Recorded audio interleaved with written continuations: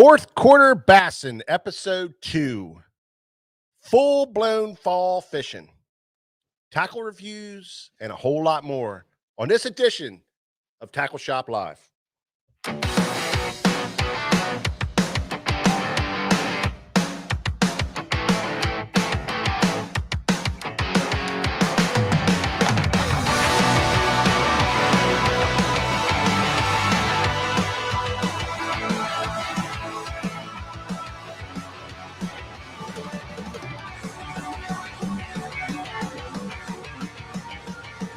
Hey.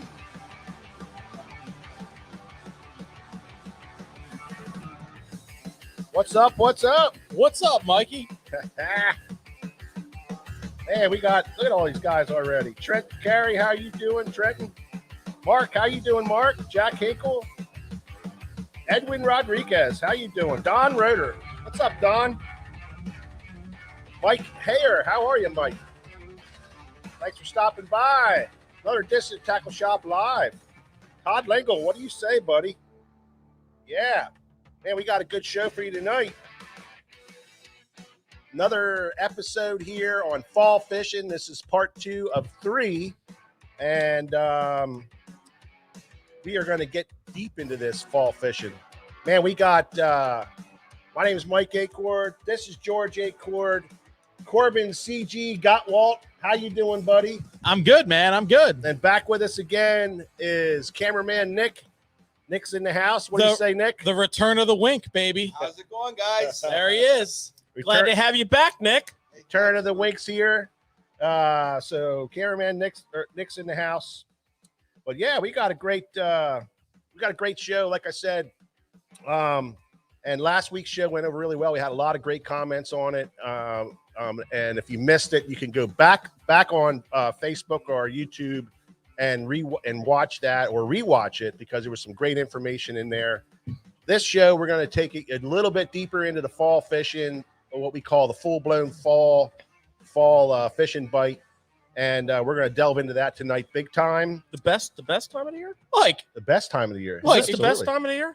And I guess we should probably tell our viewers something. I know Christmas is coming in a couple months. We shouldn't talk about it now, but George has a tackle box. He has no idea what's in it. That's right. And we're going to be pulling some baits out that, you know, I can't wait to get some responses on. You know what I mean? So we're going to have some fun here. Oh, yeah. It's going to be a great night tonight.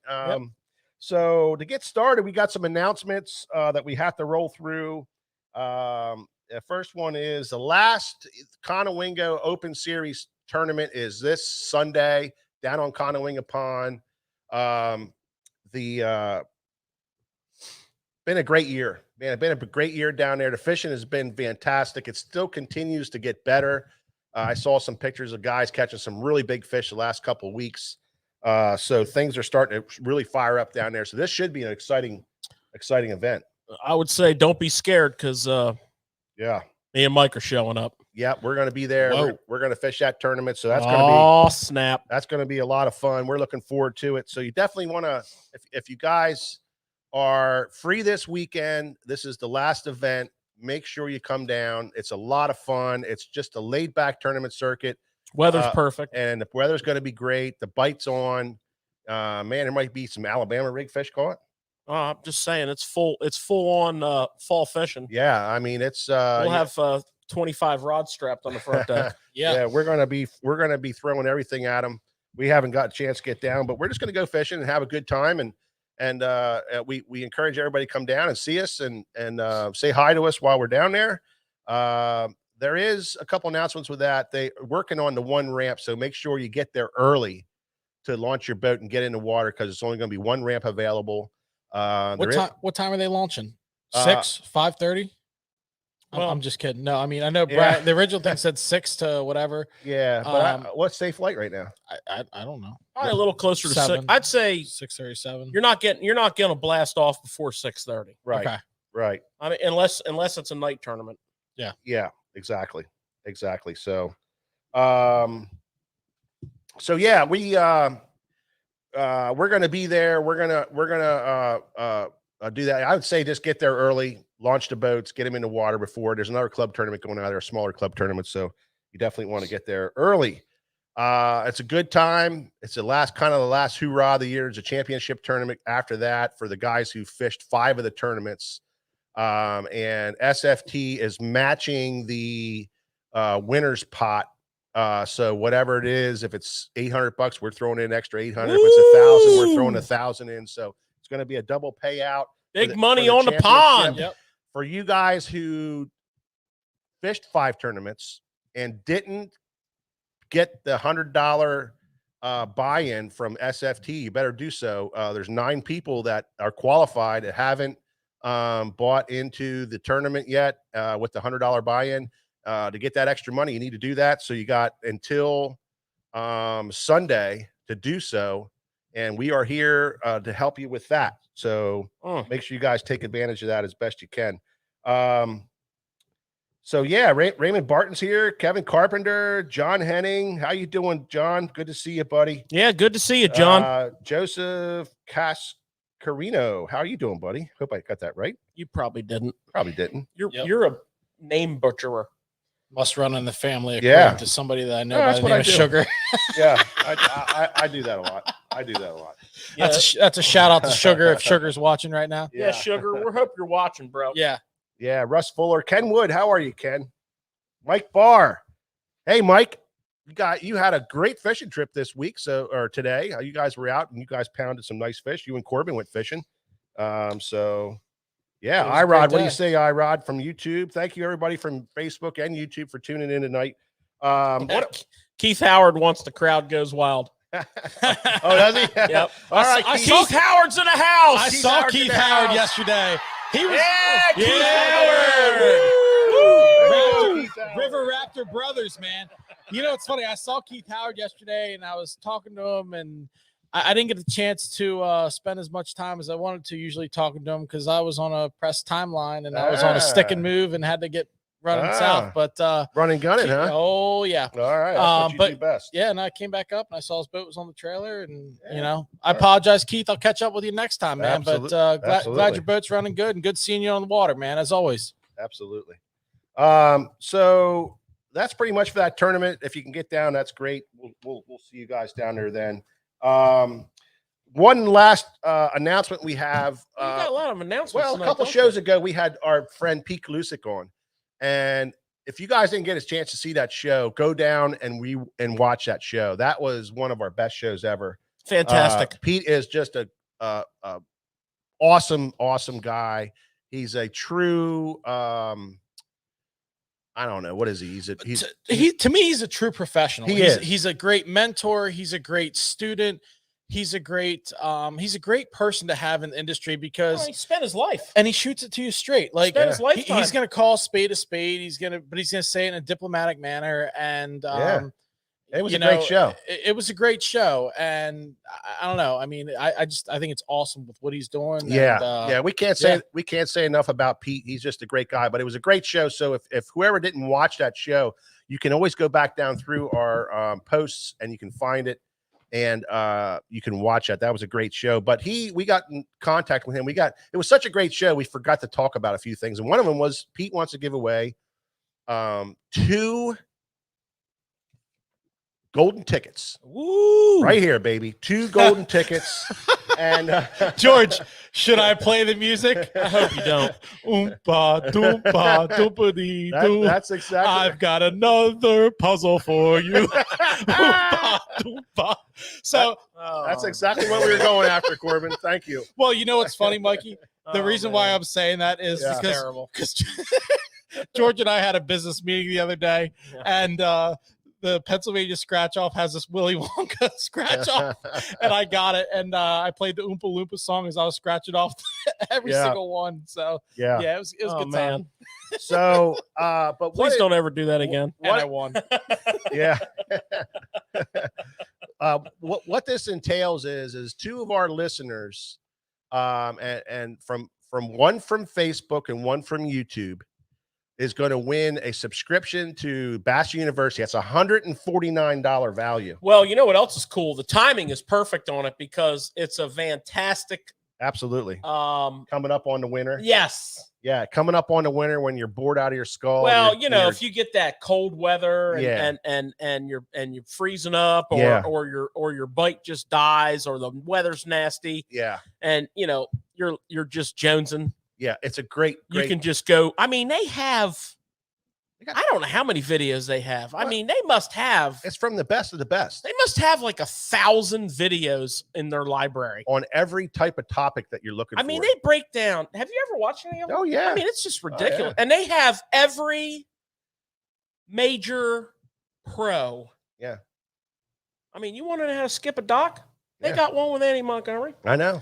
I mean, they got it all. So big prize. Yep, it's $149.99 value, and that's even a low price. Well, it is. They should probably raise their price. I mean, you think about all that's on there, it is a low price. I mean, $150. And then he's giving out a hat and a T-shirt to each of the winners, which their bling is awesome. Yeah, it is. They got some great bling. Yeah, it is. He's going to hook you up with a hat and a T-shirt. What? I have a Bass University Mustang vest. Oh yeah. Yeah. Oh yeah. It's a sweetie. Yeah, we got those from Pete. We bought them from him. Yep. So what you got to do? What you got to do is you got to go to YouTube. You got to like our YouTube page. Then you got to comment, and the comment's got to be on what is your favorite season to fish. So that's the question. Answer that question. What's your favorite season to fish?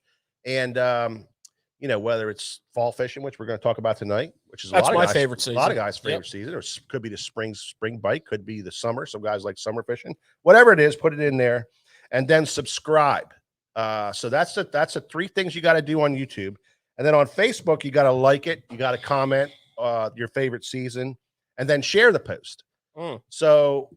There's a lot of guys. Subscribe on YouTube. There's a lot of guys on Facebook that didn't get on YouTube. This is your chance to go over on YouTube and do that. And some guys on YouTube that didn't get on our Facebook page. This is a great time to go do that. And it's for a great prize. And it's something you guys can get into. And we're really happy that Pete did that for us, and we appreciate it very much. So make sure you do that. We're going to give it away on Thursday, October 21st, which is not our next show, but the show after that, right here on Tackle Shop Live, 7 p.m. We're gonna on October 21st is when we're gonna give those prizes away. We're gonna draw the guys and have everybody. We're gonna have a big presentation and win. And whoever won, they're gonna find out on October the 21st. So you definitely want to get involved with that. Tell your friends, tell everybody to get involved with that and get on our pages and because we're going to keep on dropping great gifts and great prizes. And right now we also have another prize where if you just go to YouTube and subscribe and like our page on YouTube, Nick put together a huge tackle selection. Nick went shopping. He went shopping. That's on Instagram. Oh, shoot. It's on Instagram. Oh, okay. So there's too many of these things. Well, exactly. And so on Instagram only, we have a $250+ tackle spree that you can win. Yeah. Just follow the rules. Yeah. And then these two are just going to be for, like you said, YouTube and Facebook. Yes. So we have a bunch of little things going on, and it's always good to subscribe to all of our stuff because we're just putting it out there. We're just throwing all kinds of stuff at you guys. And because we appreciate you guys so much. So that's it. We do. That's it. That's our announcements for tonight. And take advantage of all that and hopefully see you guys on Sunday. But right now we're going to get into some tournament talk with George. Yeah. Right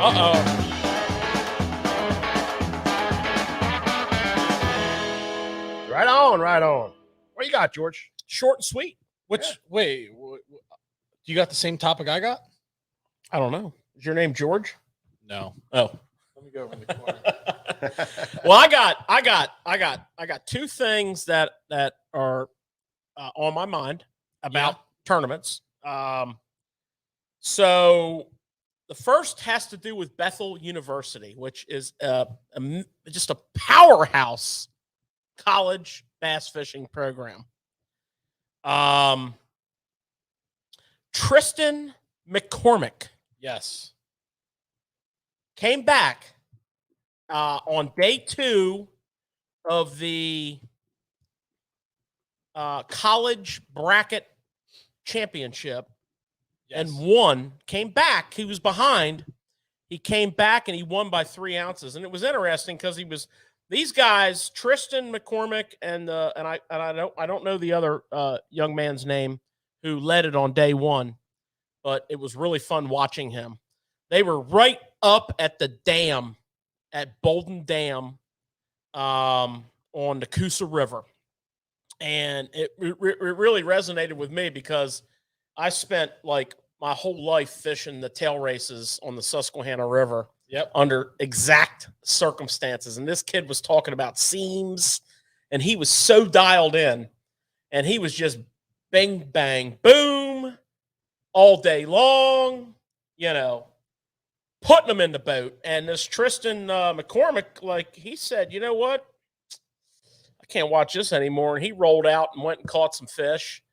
And then day 2, he just kept putting it together. And so he won. So Bethel University, again, has put another college angler in the Classic. He also won, and I think this is really cool with this college BASS side of things.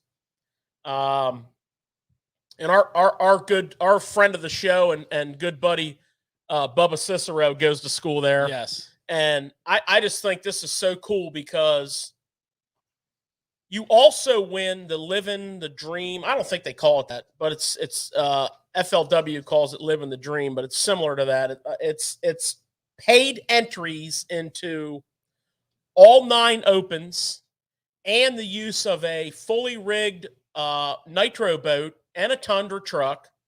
So this young man, Tristan McCormick, is getting a leg up on what he wants to do, which is create a career as a professional angler with no debt, minimal debt, minimal debt. Yeah, I mean minimal debt, and there's a couple of other Bethel stars that have gone and fished a Classic, who are attempting to make the Elite Series, and I think it's great. I really do. So, George, I think it's great. I think it's awesome. Dollar says Bubba's going to be the next one.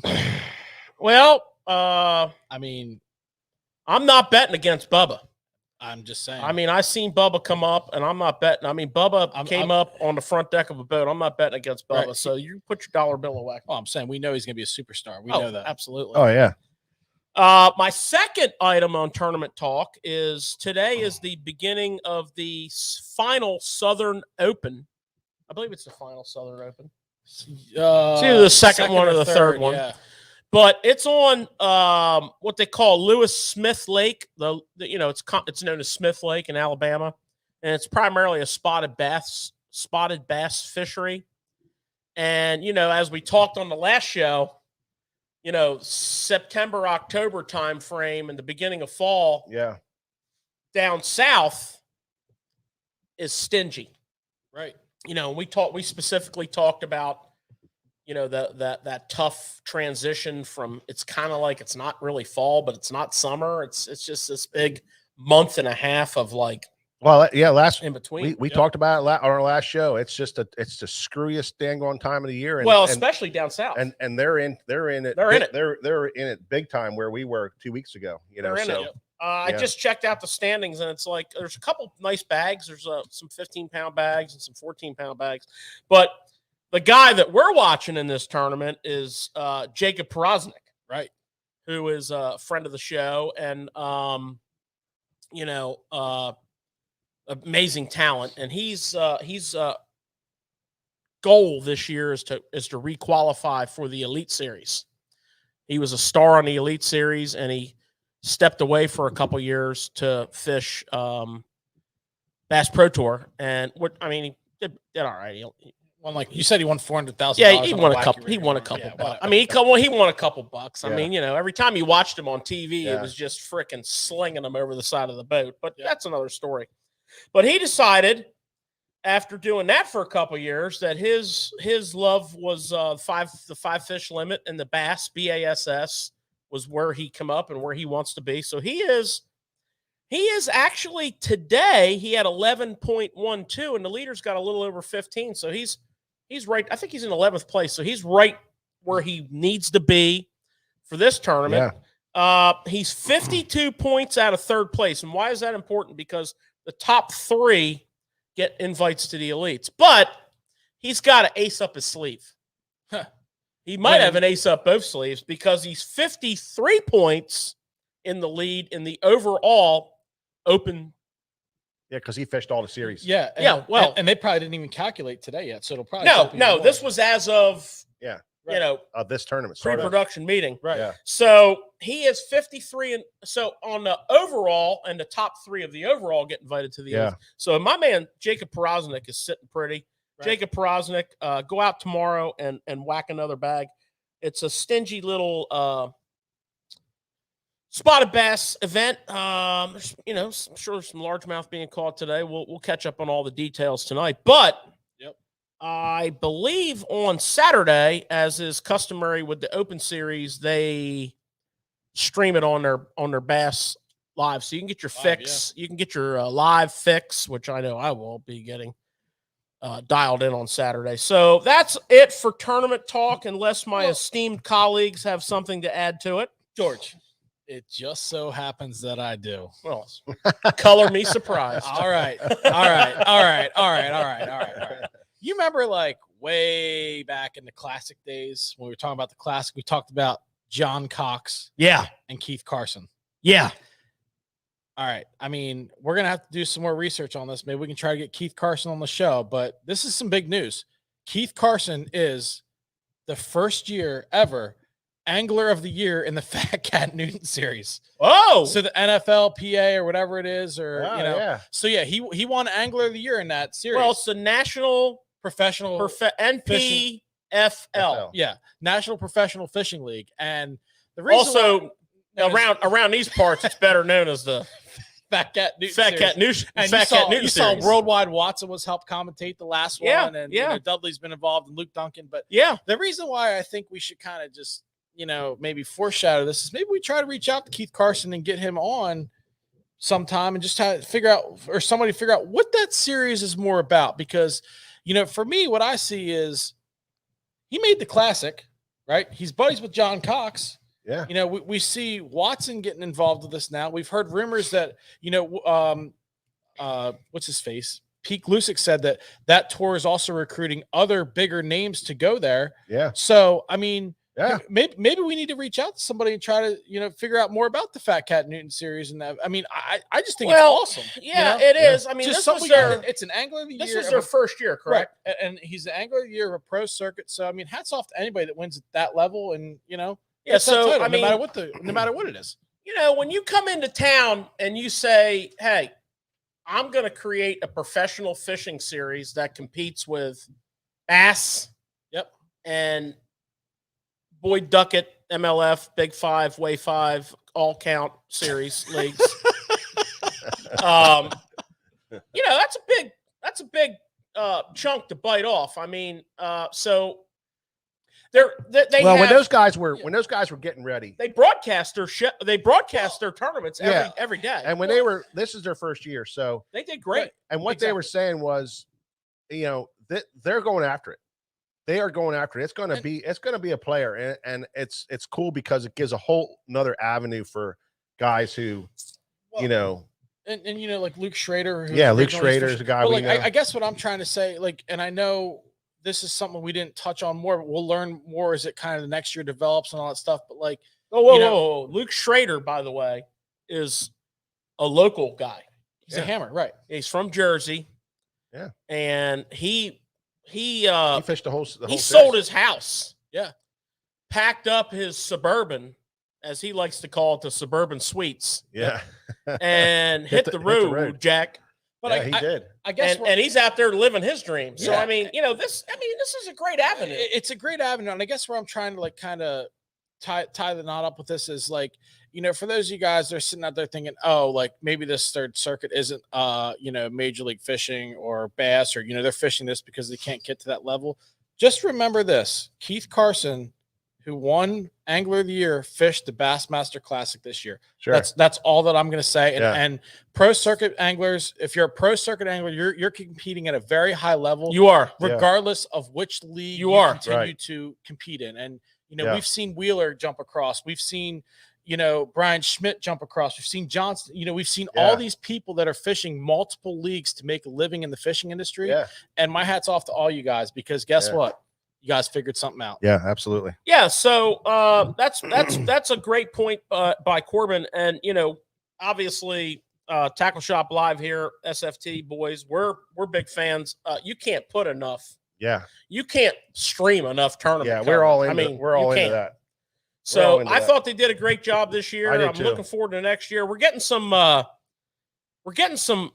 input here from some interesting input. Andre Albernaz, and I know I said that wrong, Andre, but you're my boy. Patrick Walters is fishing the NFPL next year, according to that. We had another kick on here. Right here, Paul Batters, Hackney. Paul Batters is saying Hackney. He's hearing it might be fishing. That's some big names, Yeah. The other thing we have on a local front just kicked in here, Stan Horn, who is the tournament director for the Chester County Bassmaster Opens on the Chesapeake Bay, whom SFT is a proud sponsor of. Yeah. They run a hell of a tournament. They do. They run a hell of a tournament. They run up to, they get 100 boats on a regular basis. Oh, yeah.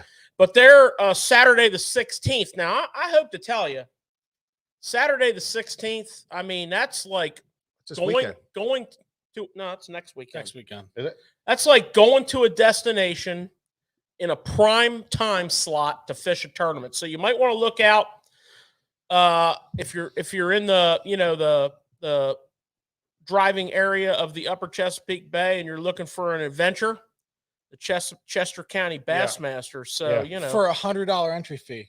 Let's highlight. I think it's like $100 again. It's reasonably inexpensive. It is. Plus nice event. Nice event. It is. Well run. Very, very well run. Pay down well. Yep. Well, that's a great segment. We covered a lot of stuff there. Good stuff. So we're gonna move on to fall fishing. Oh boy. Well, Mike, I got a smile on my face, boys. I like me some fall fishing. Yeah. Well, Mike. Yeah. What you're just dying to get into George's tackle box. I'm just waiting. You're just waiting. We're not there yet. I just we're opened not there yet. I just opened it. So, fellas, last week we talked about, and we wanted to break this down into 3 segments because the fall bite is such a large bite. And last week we talked about early fall fishing, and that's that period where, like George said earlier, on these guys where the fish are summer, they're fall, they're in between, they're trying to, they're moving a lot, everything's going on, and all this crazy stuff's happened. And it's a very difficult time of the year. And we discussed that a lot last week. And you guys can go back through and watch that for anybody who didn't catch it. But it's probably the trickiest time of the year, and we're still kind of in it right now. We're just now starting to move out of it a little bit. Yes. Some of the things that we like to do are starting to happen a little bit, but and I think you're talking about a pretty large geographical wedge of the country too when you say that. There's a chunk of the U.S. that's moving into fall. Yeah. Right. So. Right. A lot. Yeah. And what is that? It's what is fall? We try to put it in all different aspects of it. And I have one way that I know that I'm in a full blown fall mode, and I'll get into that, but we're talking water temperatures, 60 below 65. Yeah. 65 and under. I always said, if you get a consistent 65, yeah, and then you get that big old, cold front with the northwest winds coming in the next 2 days. Yeah. Boom. That's like you just opened the door to the meat and potatoes of fall. And the other thing, Mike, with fall and even with last week's segment, the area of time we covered, you're going to have the weather really plays a role. It does. So you're going to have, you're going to have like, that 3 or 4 day period where the fish are just crazy schooled up and just gorging on bait. Then you're going to get one of those famous fronts. Yeah. And then they're going to kind of back off a little bit. So you're going to have a wide range of techniques at your disposal. Yes. If you're going to be consistent. Because let's face it, most of us work a job. Yeah. Yeah. And we get to go fishing on the weekend. Yep. And, you can't control the weather. You got to deal with it. You need to have like a whole quiver full of arrows to deal with your time. That is a great analogy, George. A whole quiver full of arrows is absolutely right. Because you may go up and you may show up today and be like, oh, I'm going full-fledged fall fishing. Like some people have done this past week. And all of a sudden you're like, let's just say that maybe we get the 80s, high 70s a day, and those fish get right back into summer pattern because they haven't made that transition yet. Or maybe it gets really cold and when you guys get a lot of times it stops the progression, fishing, right? It stops the progression. Right. The progression where those fish are migrating, the few fish that are migrating, they kind of stop, they retro back, and then you got to go back into summer pattern. We always got to keep checking. But when they go into full fall mode, this is exactly what we're talking about. Yeah. And we are like knocking on the door right now. That first cold snap that happens right now around here is what's going to push those fish into that. Yep. And in the meantime, there's still some fish heading into that pattern right now. Well, and I don't care where you live right now, your fish have one thing on their mind, and that's eating and gorging. And if you have gizzard shad in your lake, or if you're in a river system and you have all kinds of minnows or maybe shad in your river, or you're on a tidal water body of water and you might have some shad, you might have some perch. I'm just telling you. Well, one of the things they're all thinking about getting as much groceries as they can get. It's Thanksgiving time. And fall is a time where you start hearing a lot of people talk about wolf packs. These wolf packs of fish, these schools of fish are really schooling up. They're hanging out together. They're in areas. They're chasing this bait down, and there's big packs of them where you can get on them and really catch them. And that's what we're talking about. That you're going to see a lot of schooling fish in the fall bite. And absolutely. And that's when you're in it. And the other way that I really know you're locked into it, and you're just wide open into full-fledged fall fishing is when the leaves are coming off the trees. Give yourself hooray. Yeah. You got it. Mikey. Wow. I really made you excited there, bro. It did. Yeah, man. Plus, it let me hit my button, which I like. Yeah. So I always say, when you start seeing those leaves really coming off, and half of those leaves are off those trees, you are really into these techniques that we're going to talk about. They're wide open. It's a full-fledged fall bite. They're not zipping back into this summer pattern. They're not kind of screwed up. They are locked into this fall bite. They have to feed up for the winter, and they are locked into it. So, for me, it's how the leaves are coming off the trees, because it's funny, Corbin. I have a lot of pictures from my guide trips over the years. Yeah. And, I look back at those pictures all the time. I'm always looking at them, to kind of visualize where I was or what was going on. And in my fall time of year, which was, exciting. I was doing it a lot. I book up a lot, I always look in the background.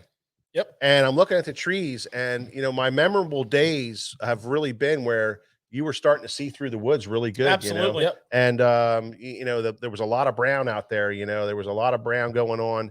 And that's when I really, really can say to you guys that when you start seeing that big time, plus it's a pain in the ass because all the leaves are floating on the river and they're coming down the river, or they're in the lakes and they're driving you crazy and you can't get some of these baits through there. But it's game time. That is when it's game time. So that kind of gives you guys an idea. We're talking 65 down to the low 50s is what we're kind of going to say at for this time of year. Prime. That's your prime time. That's your prime fall time. Now, as far as cover goes, and I have some notes here that we talked about in our pre-production meeting, is the grass is starting to die off hard, right, George? It's starting to. I mean, you're not going to really see a big die off on the grass until you get to like the end of the period of time we're speaking of. I mean, the grass is still a big player. Yeah. If you're on a lake that's like milfoil, coontail, I feel as though the hydrilla kind of goes away first. That eelgrass becomes a big player. Yeah, absolutely. Yeah, because it tops Wait a out. minute. What'd you call it? Celery, according to Joey Everly from the great Real Perfection. Yeah, it's actually celery, but we like to call it eelgrass. Yeah. I mean, do not overlook the vegetation. If you, we all fish different bodies of waters. Some of the first vegetation that's going to go away is going to be your hydrilla. It just kind of shrinks down into the bottom. Mm-hmm. But your milfoil, your coontail, probably next to go would be your pads, your spatter dock. They kind of become a less of a factor when you get towards the end of the fall period there. Yeah. But the vegetation you need to keep tabs on. A lot of times, when you get that cold snap in the early part of fall, especially on a body of water that has a lot of big largemouth in it, they'll retreat into the thickest grass that they have available to them. And that's a key. It's like a blanket. The thickest, greenest grass, right? Yeah. Oh yeah. It's got to be green. Yeah. Because green means oxygen. O2. Yeah. Oh. And that's a point that O2. That's a I point. thought that was a gang sign. Oh yeah, I'm all about the green O2. How about you? How about you?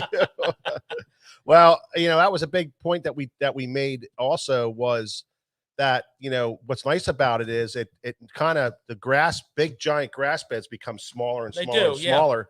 And the schools of fish become bigger and bigger and bigger and more concentrated in those grass beds. And that's, we were talking with some customers in today going down to Potomac this weekend to fish a tournament. And the fish are really scattered down there because the fall bite really hasn't, the grass isn't really kicked in and the fall bite really hasn't kicked in yet. So yeah, they're still like they're in that Neverland. They're in that Neverland. Right. So, but what'll happen eventually is, and it's a great time of the year to go, is, late October, November, that grass becomes real small and those fish gang up in those small areas and you can pull up on a spot, whether it's a ditch or whether it's, where the grass is a little bit greener and darker, you'll find these little spots, ditch, rock mixed in with it, whatever. And you load the boat, like we talked about in our experiences, because Mike and I spend a lot of time in the fall on one of our favorite bodies of water, which is the Upper Chesapeake Bay. Right. And we're every time we fish a late season tournament down there and the weather's been mild, we're like, oh man, if we can find them in the grass. Yeah. And every time we do find them in the grass, it's always right on the drop. Yeah. If you have that, that flat that's 2 or 3 feet deep and then it breaks into that 6 or 8 foot of water and that grass goes right down that break. Yeah. That's the kind of stuff. And of course, bait. The bait. Yeah. That's the kind of stuff we like. It's we keep talking about the bait and this is a time where you can put your side imaging on and go down along the grass bed and just look for it and work it and keep looking for this bait. And as soon as you start seeing more concentrations of bait, that's a good spot to start. And burn your trolling motor up. And then you look into, you start adding in those factors, the drops, the ditches, the little deeper water, the runs where the fish can move in and out real easy with the weather, because that's the other thing that's a part of this is the weather and the wind. Those fish will move in and out of those spots. I always like to find it's kind of like the reverse of spring. I always like that flat that's right next to the deep water on the bank. Yeah. You find that deep water on the bank or you find that deep edge that we just discussed. Typically you'll have a flat, that's on a bend. That's on a little bit of a bend where that channel just kind of bends a little bit. You'll have a flat on both sides of that. Yeah. I always called it the pie-shaped wedge. Yeah. It's just that little pie-shaped wedge flat. Yep. That little triangle. Oh yeah. Is the spot. Oh yeah. They're all pulling to that kind of stuff. And you gotta find where that intersects with bait. Sure. And that and you might go there in the morning, no bait. Yeah. You might go there at 11:30, no bait. You might come back there at 2:30 in the afternoon. Yeah. And every cast, because guess what? The groceries pulled into town. Well, you know, and a lot of times, this is where you can fish history, because I feel like fall spots, and we hate saying spots. We hate saying spots, but this is where some of this fall spots will give you 2, 3, 4 years of use. I want to say, where they're going to end up there. These are areas where they're going to end up there, and you can kind of run those spots. Like George was saying, we have milk runs that we run, and we'll just run those spots all day long, because we know eventually there's fish going to pull up on there, or the bait's going to move in there. High percentage areas. High percentage areas, right. So here's something that I've done for, and this is one of my things, and it's not a lure, it's not a fishing rod, it's not a hook. This is one of the things I've done for a lot of years. When I'm fishing in the fall, okay, or in the early spring, and I'm fishing on a body of water that's known for grass, and I'm fishing grass, and I find that area that we just discussed. Mm-hmm. Now, in the spring, obviously the grass isn't up. You usually can't see it. You're looking at it on your graph. Yeah. So what I do is that little trail that you leave on your graph, on your map, that little trail where you're catching those fish, I save that trail. Yeah. I don't save the whole trail. I save that part of that trail. Now, the next year, or when I go back in the fall, that trail shows up on my screen, and I can run right to that trail. It gives you reminders. And I'm like, okay, I need to start and fish from here to here. Mm-hmm. So 4 years later, in the spring, that's where the grass comes up. Yeah. Well, guess what? I forgot about that. Whoa. Okay, that's right. I saved that trail, and I'll pull up and fish it. You never know. That's right. And it's good for a reason. And I found, these spots or these areas, they're good for a while. It does change, but they're good for a while. Great question on here, on that wedge or that pie-shaped flat that we're talking about. Or the fish moving in and out on them. I don't think the fish are moving. I think the fish are pulling to those pie-shaped things that George is talking about, or the wedge is what I call them. They're pulling to that, but the bait moves in and out of it. And that's what we're saying, Ken, is the bait's moving in and out of it. So the fish are there, and they might not be biting because the bait just hasn't moved in yet for the day. But sometime during the day, the bait's going there. They're going to pull into there. Yeah. They're going to jump in on that, and the right temperature is going to come for them to be there, and those fish are going to fire up. Yeah. Well, when the bait moves in. And can I say one thing about bait that people may underestimate? When it gets cold, the bait moves deeper. When the sun gets on the water, the bait moves shallower. Mm-hmm. And that's the same way in the spring, fall. It doesn't matter what it is. And a prime example of this is you go down the bank midday on a spring or fall day, and guess what? You throw a spinnerbait, and you're like, oh, fish are jumping out of the water, and they're real tiny, and there's bait. And you're like, well, why weren't they doing that when I threw that spinnerbait at that tree this morning? Whatever it is with the sun and the warmth of the water, the plankton moves up there, the bait moves up there, the fish follow them. So exactly, for you guys that are like, well, how do I know what a false spot may be or a false stretch may be?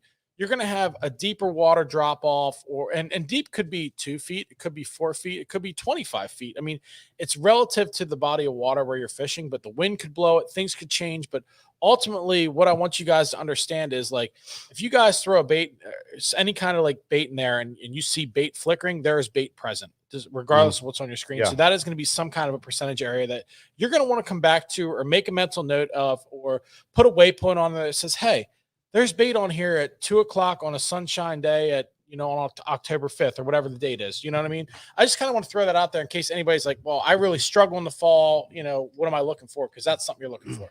Yeah, absolutely. Find a bait. Absolutely. Yep. So that's a lot of your grass type stuff. But, later in this period of time, some other covers come into play. This is when some of the fish are going to, that aren't grass fish, but they're whatever kind of fish, roamers or whatever, they're going to start migrating, especially when you start getting to the end of this season. They're going to start to migrate towards your rock and your docks and your trees and your wood, if that's what's near that deeper water, or if that's what's near that migration of the fish. So they're going to start to pull to those types of cover also. So, your rock ridges, your rock ledges, your laydowns in the water, maybe your laydowns now all of a sudden are on banks that are more straight up and down than more flat. But those fish will definitely start to move towards that. And that's where towards the end of this, when you're into this at 50 degrees, that more 50 degrees towards the end of this middle fall period, that's when those types of cover really becomes into play. So that's a big deal. Now the grass thing also, grass is growing it's there. And even in the wintertime, that deeper grass is there, and fish will absolutely stay on that stuff all the way through the winter. They'll be around it because that's where the bait goes. The bait goes into that grass. Now it may be, I was just watching a really cool video today about a guy that was jerkbait fishing in really cold water, and he's jerkbait fishing in grass. So grass plays a whole year, and it's just a matter of where at on the grass. So, you just got to keep moving around on that, like we've been talking about here. The best thing that I know, like for me, in this 65 to 50 degree time frame, I'm not fishing deep. Whether I'm fishing the hard cover that the fish are moving to, or whether I'm fishing the grass, which a lot of times, even in the colder water, will become a player in the afternoon. 2 to 8 foot of water is probably my most comfortable zone. I probably spend 90% of my time in that water depth in the fall. Well, and George, I want to ask you, because I know you're a shallow water expert with stuff. When you say you're fishing 2 to 8 foot of water, okay, for those of you guys that may be listening that are like, well, I'm fishing maybe up north in like Thousand Islands or whatever. Would you do that same pattern up there, or are you talking mainly tidal water? Well, that's a great point. I know we're talking grass, but like when you say you're fishing shallow, that's a great 2 to 8 feet. If you're fishing 2 to 8 feet in the Susquehanna River, I'm there with you all day long. On the bay, I'm there with you all day long. But like if you're up there at Thousand Islands, are you fishing 2 to 8 feet? Absolutely. But the problem with the Thousand Islands is, and this is a great point, you want to talk about fall? Like you better pack your cold weather gear if you want to fish shallow on the Thousand Islands. Because I'm here to tell you, that shallow bite is a jerkbait, spinnerbait, the greatest, highest level of jerkbait, spinnerbait for toads. Yeah. But them suckers don't even come up there until after Halloween. Usually. Well, you got. Well, you do. You got trick or treat, Georgie. We're fishing. Give me a mega bass jerkbait to eat. And we're fishing. I'm gonna say, what, 8 foot of water? Well, 10 foot of water. The thing that happens there is 8 to 10. And guess what? It's such a huge. It's grass. That's why I wanted to ask that question. Well, here's let me break it down for you guys. All right. It's such a big volume of water, and there's so much water moving up there that it takes forever for that water to cool down. They were fishing up there in November, middle of November, and the water temperature was still in the upper 40s and low 50s. Wow. And they were catching them in 8 to 10 foot of water. Wow. So that was in November. That was like the 15th of November. So it's all relative on what we've been talking about. And that's water temperature. And that is, where the bait is and where the bait's going. So when we had that really good spinnerbait bite up there, what was the water temperature? It was in the mid 50s. And it was freaking cold out. It was. It was. And the wind was smoking. And it was the end of October. And guess what? It was the end of October. They were on, and it was, your wind drifting flats. But you know what? The funny thing was, you're looking for grass beds, which just they're big brown spots out there, and you bomb that spinnerbait as far as you can. Yeah. And the interesting thing is, up on a river like that, when you're in a situation like that, you can leave every spinnerbait you own that is under a half ounce at home, and really, you should be throwing 3/4 because you need to cast it a country mile and you need to reel it at the speed of light. Yeah. They will not, in that 50 degree, 52, 54 degree, they will not eat it if it's not like smoking. The interesting thing there was the Susquehanna River where we're at was in the 40s. That's what was interesting. The lake effect. We came home to colder water because it was a smaller volume of water. You understand that? Yeah. So we were jerkbait, we were dead sticking jerkbaits by then. We were doing some other things. So I mean, it's and the bait that they were eating up there, yellow perch. Yeah. We got a great we have some great comments. Yeah, we got a great question on here, George. This is for you. And this is from the Oz, man. And this is, yo, George, what would your buddy Spike Stoker do in a situation like this? Well, I don't know. Oz, I'm just going to tell you right now, Spike Stoker would be out on the Thousand Islands October the 31st in shorts and a t-shirt, rocking a frickin' spook with flip-flops on. And that's enough said. I'm just telling you right now. And he'd bring 20 pounds in. And we got a good buddy that we know on there by the name of Tony Spinelli. Oh, yeah. All right, Tony. Says George never fishes deep, which I actually want to ask Tony if he's been out to Lake of the Ozarks yet, because he qualified for that $1 million championship. Oh, yeah. Want to know how well, Tony Spinelli and I have shared the boat together on more than one occasion. And, he's a hammer. He's a hammer, boys. I actually learned one of my most crucial grass fishing lessons, which will not be revealed today, from Mr. Spinelli.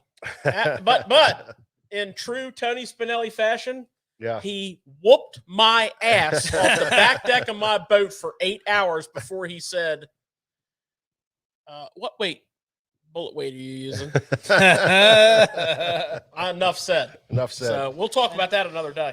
Yeah, Mark Snyder. He hit it right on the head. Georgia's cold 70 degrees. Well, is that air temperature? That's when the goose down comes out, baby. I know. So here's the final way you know it's fall. When George has the bibs, the full-blown jacket, the extra tufts on. Well, first of all, and his gloves are like he went to the next level size gloves. Smoking a cigar. First of all, my insulated Sims Challenger suit is in the backseat of the truck. Oh, I've seen you wear it already this year, I think, for one time. Fall fishing. Did he wear it this year already? Oh yeah. I remember the day. And I like to layer my Sims. I like to layer my Sims insulated Challenger with a Sims. Oh yeah, goose down jacket underneath. He does, man. It's unreal. It's unreal. I do want to give George some credit, but I won't be the last man standing at dusk. Oh yeah, and I do want to give George some credit, because if he jumps in my boat, which happens from time to time, we never know what we're getting in for. I mean, we may be, hey, we're going to start here. Next thing you know, we're like 25 miles north through the main river, and it gets a little chilly if you don't have it. I mean, you can always take off the layers, but I mean, if you're there and you're good. I mean, you're good. So. Don't worry, Mark Snyder. When you get to be my age, which you're not far from, by the way, you might want to stop down and see me for a insulated Sims Challenger suit. I'm just saying. But congrats on your great finish to the Thousand Islands on the co-angler division, brother. Oh yeah, absolutely, fantastic. Absolutely. Way to go, Mark. So let's continue this. Let's keep this on track here, fellas. Do it. The other part of the weather is the wind. Yes. And so I want to know, because it always blows in October and November. It's always constantly blowing. What is the wind doing to the water and the fish? Well, and to my question, like I'm going to add on top of this is, we know the wind moves bait and all that stuff. So like, I'm going to kind of say, and keep it real short, what's the most dramatic change that you've seen via temperature or something because of the wind? Because George told us a story about in the pre-production meeting last week, and Mike and I, we were like, what? Well, it depends where you're at. So if you're a Lake Ontario or a Lake Erie fisherman, which I saw somebody on here talking about Lake Erie earlier, and you're all set up on your spot, and man, you found them in practice, and then they had a 2 or 3 day blow onshore. Yeah. from the middle of the lake, onshore kind of wind, and it blew hard for a couple days, you get what's called an upwelling. And what an upwelling does is it brings that cold lake water in. And you're like telling your buddy, man, I practiced last Wednesday. We are going to crack a bag. And then you put the boat in the water and you're tapping on the screen of your Humminbird. Something wrong with my temperature reader. My temperature reader's all messed up because it was 62 here last Wednesday and it's 49 today. Yeah. That's an upwelling. Yeah. And that happens, not frequently, but I mean, if you get that typical fall volatile weather and that wind just pounding in, you all seen those pictures on the Great Lakes of them giant waves blowing in on the lighthouses, Yeah. and they're making a joke about well, that's what's happening. So I can just hear these guys that are watching and gals watching saying, well, when is the rollover? The turnover on the lake. That's not this period. Yeah, that's the next one we'll talk about. That's going to be next week. Early winter. When you're late fall and you're early winter, that's when you start seeing these turnovers. That's not what we're talking about. It depends on the weather. Yeah. Oh yeah. And it depends on the size of your body of water. Sure. It depends on the depth of your thermocline, but we're going to break down the turnover next week. Yeah. Yeah. So the turnover is funky, man. That's some funky stuff. That's a good time to go fishing somewhere else. I'd like to kind of reach into George's tackle box here for a minute. Prime time to get it started. Well, first of all, this has to do with the wind. This has to do with what box is George rolling with these days? Well, we just got ourselves a Plano. Is that what he's rolling with now? Well, two tray. It's a two tray. We got plenty of Planos over there. I don't know if cameraman Nick can show them all we got in stock, but there's a lot. The big thing is for you guys, we want to kind of make this fun, entertaining. And, when we bring up the wind, Mikey, this is a prime example of when you go like this to George's tackle box and you go, you open up the two trays. You bust open the two trays. Because guess what? This right here is a Zoom Super Fluke. Oh, yeah. You fished that bank the day before by the riprap and the rocks. Okay. Yeah. And now all of a sudden you go there and you make that cast and the wind's blowing from the northwest. The water temperature dropped, 5, maybe 10 degrees, maybe 2 degrees. Maybe it didn't drop at all. Yeah. But you're like, oh my God, I'm on this fluke bite and I throw the fluke as far as I can and I get the bow on my line and it goes to the surface. Yeah. George, reach into your tackle box and figure out how you're going to make that adjustment. Well, I have two adjustments for you. Yeah. And I guarantee you. I have two adjustments for you. First of all, let me get a few baits out of my box here. I like the 2 tray. The 3 tray, if you're a co-angler and you bring a 3 tray on board, you just got too much box. Yep. Okay, so I'm just gonna go and change the brand of my jerkbait from a soft jerkbait to a hard jerkbait. And I'm gonna be smiling the whole time because the wind is my friend. Right. Now, depending on my depth and depending on my conditions, I'm going to throw. Basically, I'm a pretty simple selection. I have a lot of them and a lot of colors that I built up over the years, but I'm a big Mega Bass Vision 110, and I'm a big Lucky Craft Pointer 100 guy. They both have radically different actions. And radically different, what I like to call presence in the water. The Lucky Craft is a loud, big, bold presence that will absolutely dominate on really active fish. So if my fish are in that 0 to 6 or 7 foot range and they're aggressive, I'm either going to throw a chartreuse shad, which is what this one is, or I'm going to throw a ghost minnow. And I usually I keep it pretty simple. If it's clear water and a sunny day, I want something I can see through, a translucent bait, I go to ghost minnow. Yeah. Yep. If it's clear water and a cloudy day, or if it's dingy water, I go to what I call a painted bait, which is chartreuse shad. Yep. So it's got the profile. It's got it's more visual. Well, and can I chime in on something real quick here, George? if you're catching them on a fluke and it's that wide action, meaning like that hunting action, and the wind blows in there, the Lucky Craft, the Jackal Re-Range, the KVD, 100 jerkbait, they have that wider hunting action, in terms of the 200 or the 200, 300, 300, yeah. So they have that wider hunting action, more aggressive fish, more aggressive fish, fish, louder rattle. You can rip that bait and get that strike. Well, here's what goes on in my mind. If I go down through that bank and I know those fish are there, I have bait. I found fish there. I know those fish didn't go anywhere, and I work it with my pointer 100, and nothing happens. I get the mega bass out. Why? The Vision 110. The Vision 110 has a big profile, has a big presence, but he's a little more tactical.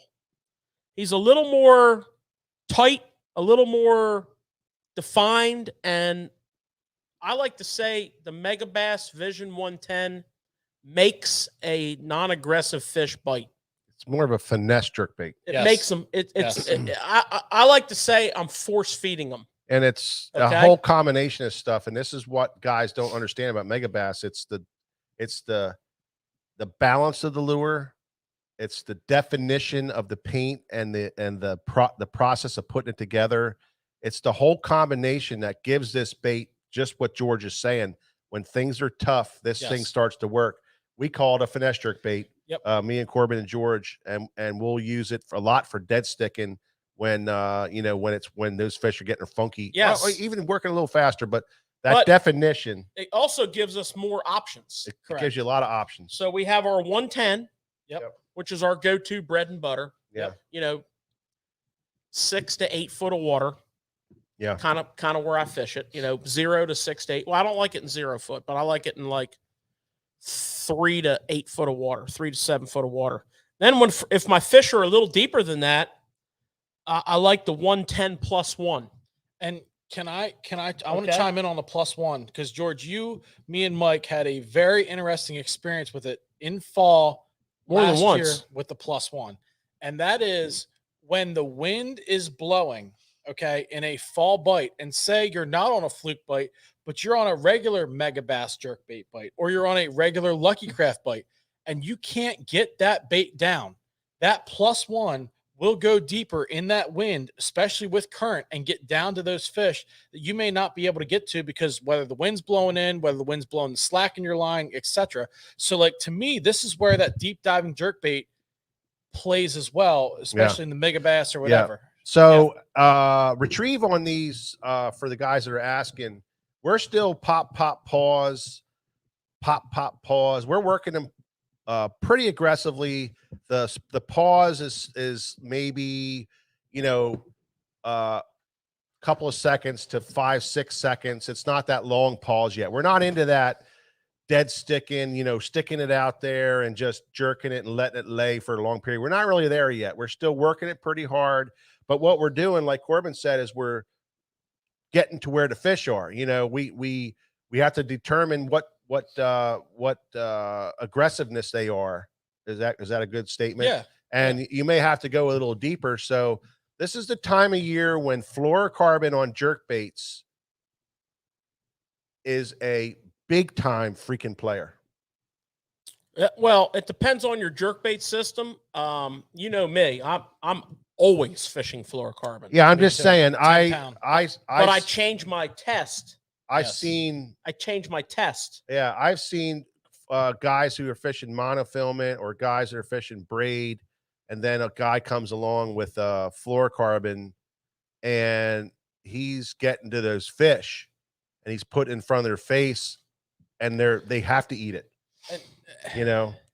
And guys, I don't want this to sound salesy or anything, but this is the time of year where you need to be able to make a long cast. Yeah. And a good reel, pays off. And I'm serious when I say that, especially like a Chronarch, a Corrado, something where you can get that bait out there and get distance away from the boat. Because the further you can throw that jerkbait, what people don't understand is the further you can throw that jerkbait or any bait, like a square bill this time of year, a spinnerbait, the more that it's going to get down. If you can only throw it, you know, from here to the end of the wall, okay, and I can throw it 3 times that length. If I twitch it 3 times, I'm going to get down deeper than you, which I'm going to get to those fish. I'm in the strike zone longer, you know, and that's super important about being in the strike zone this time of year. Yeah.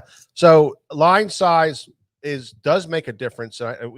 Mark's asking, you know, about line size. I mean, this is where, you know, especially with fluorocarbon, you know, you go to a 12-pound test in fluorocarbon, it's going to sink a lot quicker and faster and get you a lot deeper. So this is when you want to mess around with your 10s and 12s and you know, mess around with those weights to kind of get that little better fall. You know, so, but the speed right now, you're not really into that real super slow mode yet. You're still kind of fishing it, the pop, pause, the pop, pause, the pop, pause. And you're still kind of checking it along there because the water temperature, these fish are chasing, man. They're still hungry. They're feeding hard. And they're going to grab it. They're going to grab it at a speed. There's no need to fish slow. That's what's going to trigger the bite. So now, if you do get a massive cold front, and you're on a couple schools of fish, and they get tight. Well, first thing in the morning, especially if you get that big cold front, and again, you got to fish the day after it, because that's your day, and those fish get real tight on you, and you're on a big school of fish or a couple big schools of fish. You know, the third bait that we were showing that I really like in that situation is the 110 +1 junior. Now, this bait here, I don't ever fish on anything over 10-pound test. I agree 100%. Well, it's a smaller bait. It's a smaller bait. The diameter of the line is important on plus this it's bait. Plus it's a +1. It's a +1. This bait will get down into 10 foot of water. Oh, yeah. On 10-pound fluorocarbon. Long cast. And it's potent. Now, our next show, we're going to talk about this bait. This is a wintertime assassin. Yeah. We will table this till the next show. Yeah. We didn't want to turn this into a jerkbait show. Mike, I'm actually going to flip this around with the wind. Okay. So we talked about how the wind blows up your spot, right? What if you were on a jerkbait bite on potentially schooling fish and you pull up there and it's slick calm? Because I know you had an asterisk in the thing you want to talk about, something donkey. I mean, I don't know. I mean, Fluke, I mean, can you go into that? Yeah, I mean, the Fluke, you guys, you know, everybody knows that the Fluke is if you listen to our show, we're big Fluke fans. I mean, this thing is a fish catching machine. Fluke. Yeah. Fluke.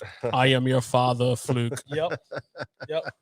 I mean, that's like the joke going around, but this thing, man, I'm telling you, this thing is bad to the bone, and there's all these different ways of doing it. And this is the time of year where you hear the donkey rig coming out. I you know, the tandem Fluke rig, the whatever else you want to call double it. Fluke rig. The double Fluke rig, you know. This is the time of year you break that out. This is when you want to present that schooling effect of bait fish. So that's why the Alabama rig is so big, and that's why you hear these guys throwing the Alabama rig this time of year, because they want that schooling effect. Well, this bait does it very well, and I think we're gonna do a short video just on the donkey rig, because it's really important to learn how to rig it, and we're gonna do a video. So make sure you pay attention to our Instagram page, because we're gonna have a lot of these tips on there for specific stuff, how we do specific stuff from here on out through the fall. But the donkey rig really kicks in right now,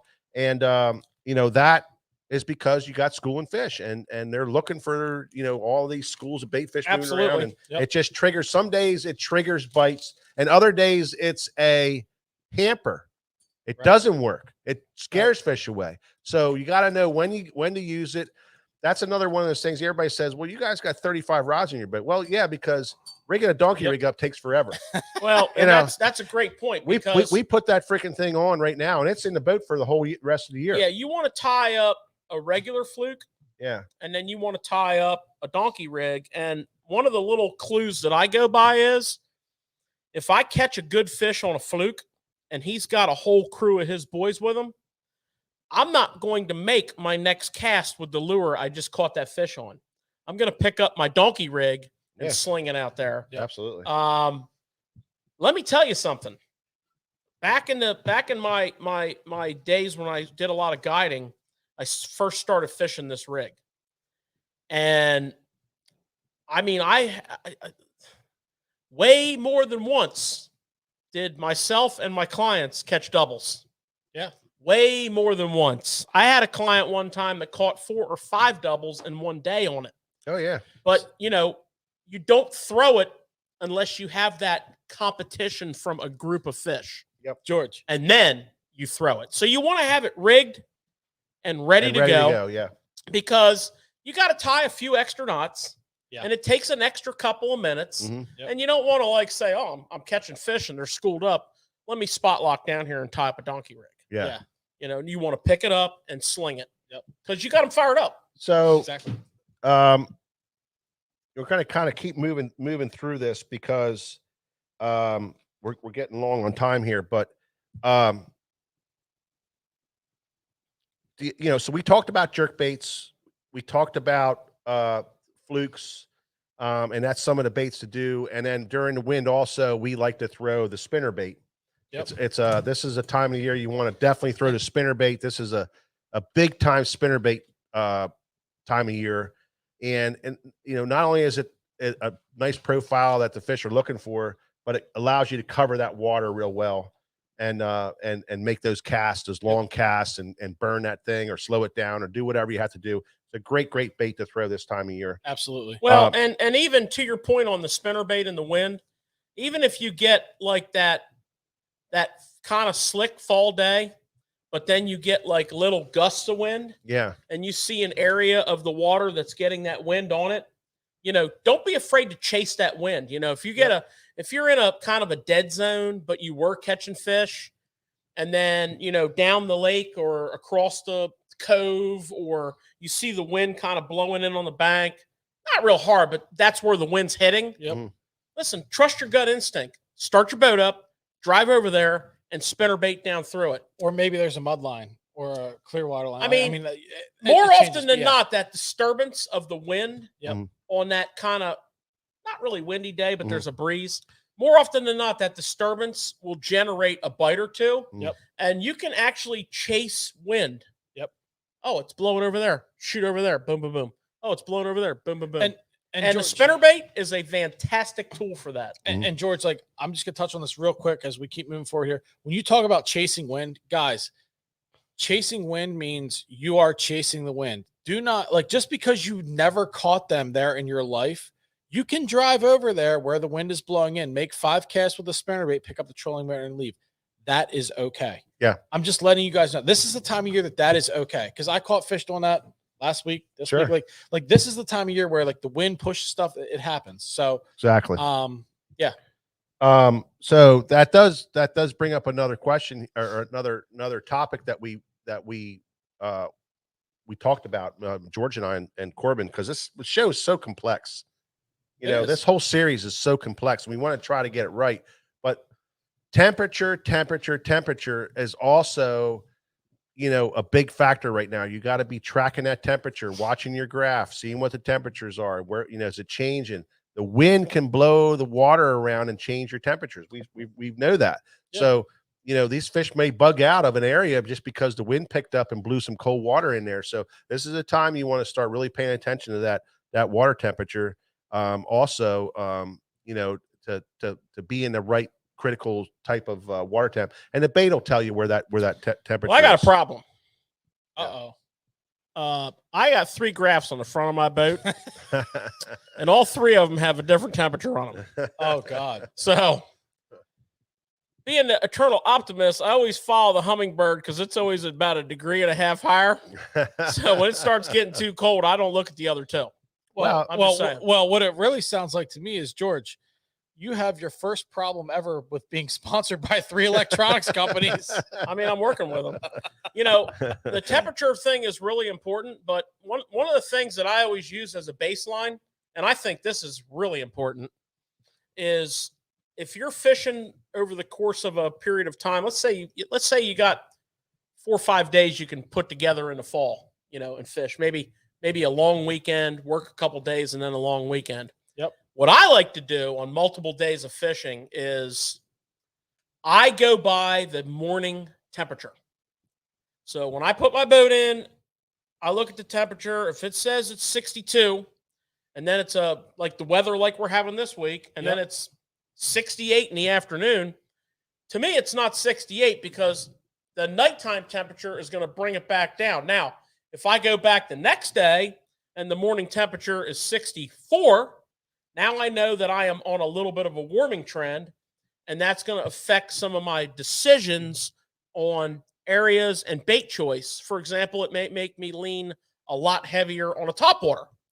Or if it's the other way, and my first day of my little trip, it was 62, and it was a really cold night, and the next morning I put my boat in, and it's 58, then I might lean the other way, right. you know, and maybe focus a little more on a jerkbait and maybe even a jig or a finesse bait once I find some fish. So you're looking for a mini trend.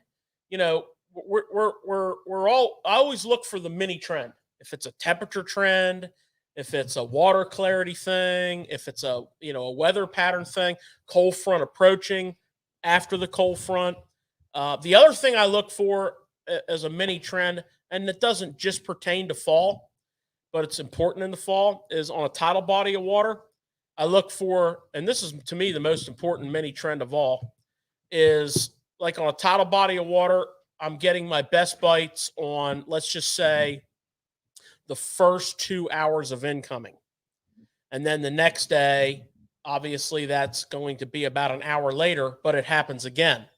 I now recognize that, listen, I've got a 2, 3, 4 day trend here ahead of me, I'm guessing, where I really need to be on my best stuff, on the quote unquote juice, the first 2 hours of incoming. Because, and that's going to progress, obviously, 45 minutes to an hour a day due to tide, but that's a mini trend. So you can have a temperature mini trend, you can have a daylight mini trend, you can have a tide mini trend.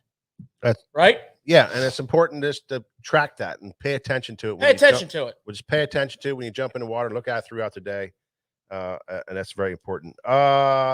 Edwin Rodriguez, best spinner baits to throw.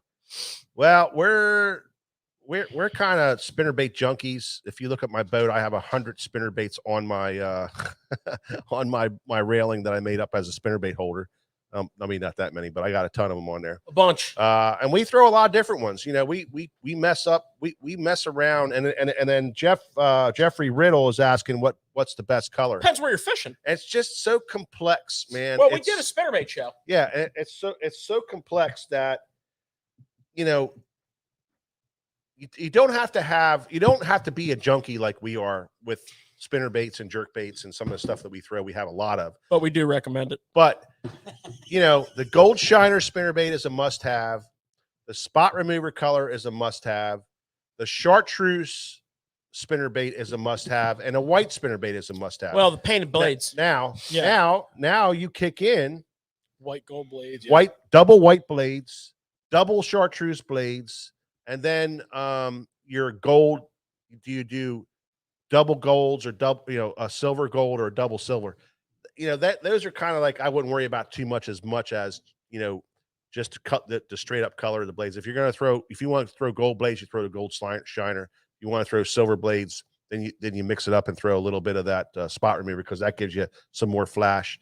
And then if you want that UFO effect, which is what we call the double chartreuse bladed spinnerbait, we call it the UFO, because we'll even go as far as putting a big chartreuse trailer on it. And that's primarily a smallmouth deal. And it is a smallmouth deal. And keep in mind on that smallmouth deal with the chartreuse blades and the chartreuse spinnerbait, you want to go to a bigger spinnerbait. Yeah. I usually will throw that in a 3/4 ounce so I can bomb it and rip it. And don't think it has to be dirty water, because in the fall on smallies, crystal clear water, size wise, that baby plays. Yeah, size wise, we're throwing your little bit bigger spinner baits. We're throwing the 3/8 ounce with a 4 and a 4.5. No. Yeah, 4.5, 4.5 blades, and maybe even bigger. As it gets later in the season and the bigger bait starts really showing up, we'll go to a little bit bigger blade just to get that more match to hatch type of thing. Well, and the other thing, Mike, really important in for me anyways, in a largemouth situation, be it a lake or a tidal body of water in the fall. This is the time of the year that I feel as though the tandem combination shines. So my typical fall largemouth spinnerbait, when the water temperature is where we're discussing now, is going to be a 1/2 ounce tandem. Now, by tandem, I mean your front kicker blade is a Colorado, and I prefer it to be a number 3 gold. Yep. And your back willow blade is going to be a 4.5, and I prefer it to be either nickel or gold, depending on my sky color. And then my skirt is white, or white with some gold in it. Okay. Yeah. My secondary combo in that is the same blade combo, but in a golden shiner pattern. And I use those primarily on largemouth waters, tidal waters in the fall, consistently over the course of many, many, many years. That's when the tandem comes to play out of my bag. And I don't throw them much the rest of the year. Speed is everything this time of year. You got to really mess with your speed. But I'll tell you this, you can fish your stuff a lot faster in the fall to trigger bites and get some bites. But this time of year, yeah. But you know, there's times where you need to slow down also. But speed is everything. But don't be afraid to get it, you know, just under the surface, or you know, maybe almost wake it, but not quite. Yeah, yes. yeah. And but most of the time it's a visual thing. You're just where you're still seeing your bait. You're not dropping out of your visual zone. Yeah. That's what I find in the fall. And Clay Corbin says ultra long casts. So your spinnerbait rod's going to be a little bit longer rod. It's going to be that 7.2, you know, medium to medium heavy. You're making bomb casts. You're getting it out there. You're burning it. You need a big rod to get the hook set, take the stretch out of your line, and get the job done. Fall smalley spinnerbaiting. If you get the perfect scenario, which is a little bit to medium wind, approaching front, and I like clear water, I'm going to put the 3/4 ounce double chartreuse willow, chartreuse split tail zoom trailer on there. I'm going to sling it on big line and on a big rod, and I'm going to burn that sucker about a foot under the surface. And when your big chartreuse blob goes sideways, swing. It's a great bite. It's a great bite, man. I throw a 7.5. That's a truth, man. I throw a 7.5 Megabass Extreme EMTF rod. And a quick little interesting story. I remember a late summer, early fall tournament on the Lake Champlain, and my old tournament partner waved me in as I was shooting through this gap to make a run, and he waved me over, and he said, you know, it's time to throw the big dog. They're eating it. And the big dog was our code name for a 7/8 ounce spinnerbait. And I know Tony Spinelli knows what I'm talking about. He said LOL. A 7/8 ounce spinnerbait that had a number 6 chartreuse. What a 7. 6 or a 7 chartreuse Colorado. It was a thumper, man. And it was such a tank that I threw it on a 4-power Loomis 7.5 foot flipping stick. And it looked like a strobe light coming through the water. And when it went sideways, you just set the hook and reeled like hell. And we absolutely lit them up on that flat. Yep. So, you know, big smallies. Yep. Get aggressive if you get those right conditions. Yep. So other baits that are very critical this time of year.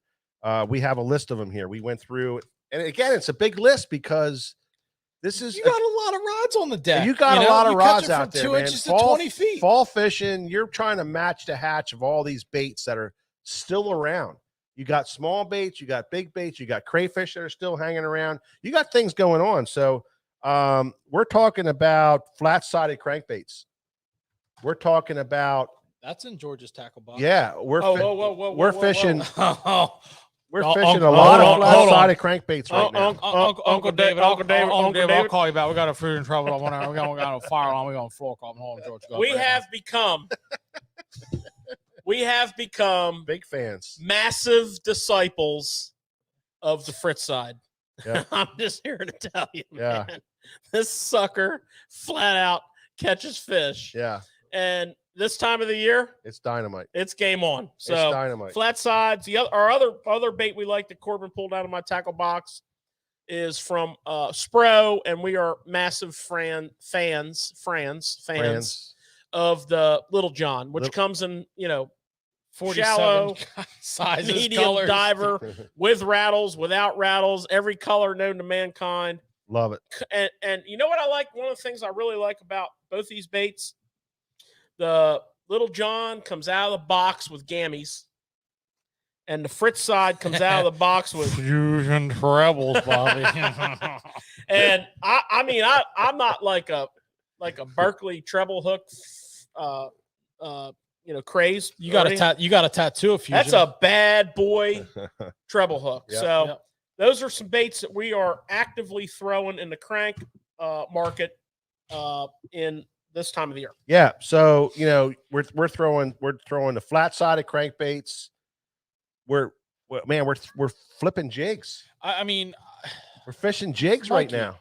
Mikey, all shapes and sizes. You know that I had these in George's box. I didn't know you. I don't know what you have in there. Well, I mean, I don't fish at dirty jigs now. I mean, I like dirty jigs. Well, I just pulled 2 black and blue out to show different size, baby jig, big jig, and George get jiggy with it. You know what the problem? You know what the problem is in the jig world today, boys? Booger man's out of business.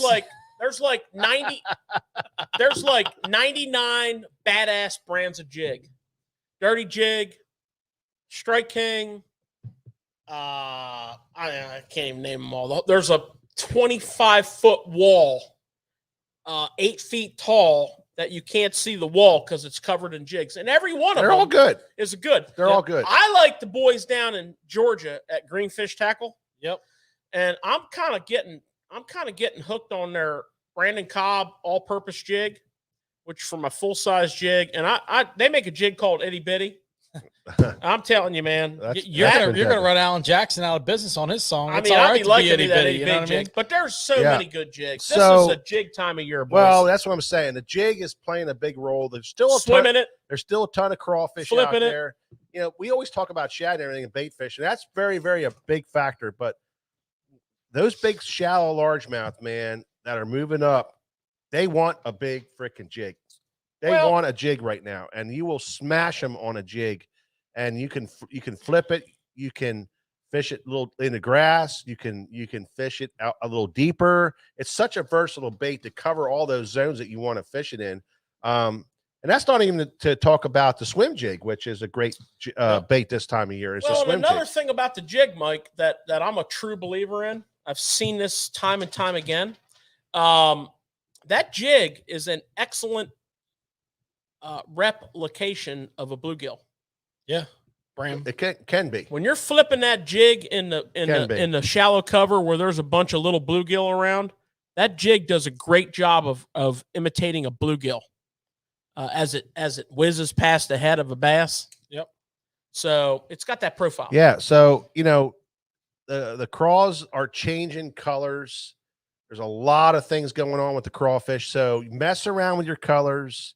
We talked about it before. This is when we start busting out the orange dye, the red dyes, the blue tip trailers, so you got all these crazy colors, and everywhere is different. So, mess around with your colors, watch and visualize. Remember, this is a visual sport.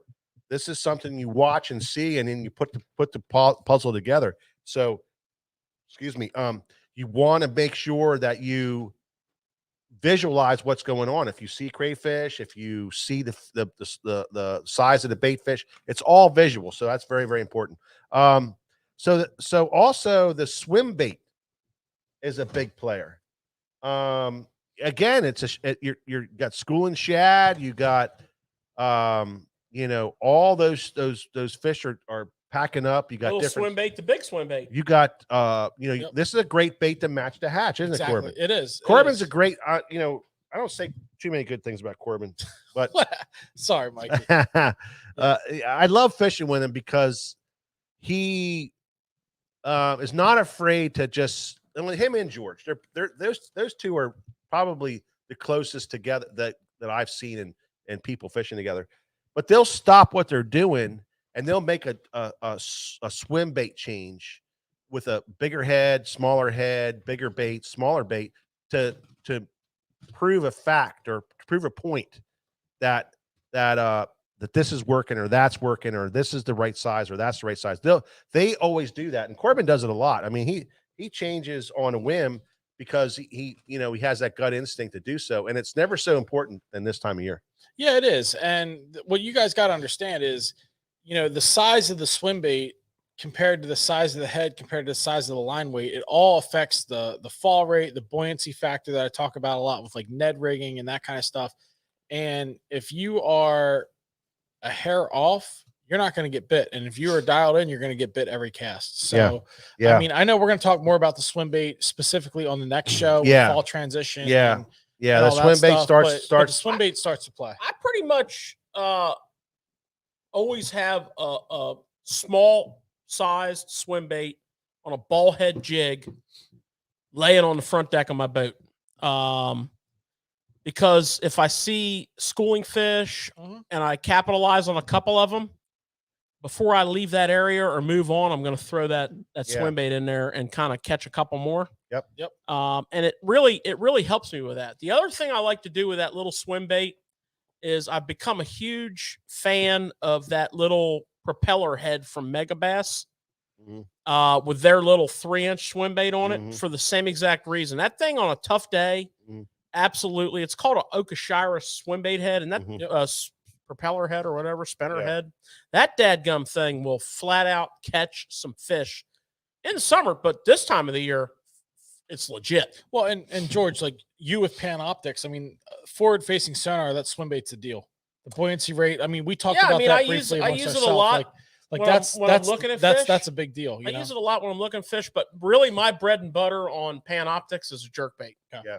I mean, I am all about that jerkbait on Panoptics. Yeah. So moving on here, the other one that we already touched on a little bit last show really starts to play heavy right now, and that's the Alabama rig.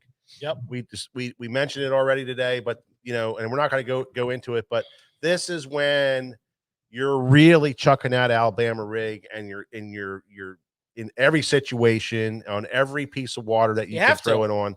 This is that time when you're really chucking that thing big time. I'd go back. I'd go back and watch the Alabama rig show. Yeah, for sure. About rigging it and everything, and fishing it in every aspect. Yeah, you can really see what it's all about. And then one of our favorite ways of fishing, and it just gets better as the year goes on, is lipless crankbaits. Oh my God! Yeah. And this was in George's tackle box. I mean, did you say lipless crankbait, or did you specifically say Spro Uruku? Well, the nice thing about the lipless crankbait is it does everything. It does the fast retrieve for the fall. It does the moderate retrieve for when they're a little deeper, and it does the yo-yo when in the morning or in the afternoon when they're just shut down. You can yo-yo. The Spro Ruku shad and the Jackal TN70, and it's Jackal TN70. They stand nose up, so you can fish them 2 inches to 20 feet, and the way they track. Yeah, they're really good baits, and that's a good point because I will throw the lipless crankbait in the fall from less than 2 feet of water to 20 feet of water, and it's the same lipless crankbait. I mean, I'll burn it. Yep, I'll yo-yo it. I'll slow roll it. I'll bang it off a cover. I'll keep it over their heads. I mean, the dadgum thing will absolutely get bit. Yep. Yeah. So and there's a ton. There's every quality hard bait company makes a quality lipless bait. And then the other thing you really want to talk about is top water. This is top water time of the year. Man, I can't even tell you. Walking bait. How many baits we throw, different top water baits we throw this time of year, but we're constantly changing them up.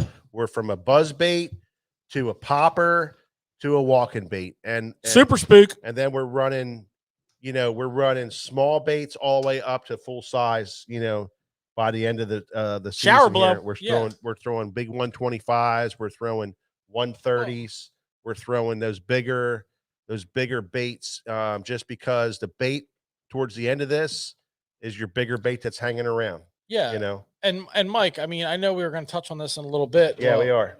I mean, I don't know if we want to transition into it now. Well, but we can go into that. About top water. Yeah. And, size. Yeah. Of let me hit one more spot on that top water thing. Cause this is kind of top water, but it's not quite top water. And that's spy baiting. Spy baiting right now is this is the best time of year for me, spy baiting. I know guys have better times of years that they do really good. But for me, this time of year is when I spy bait fish.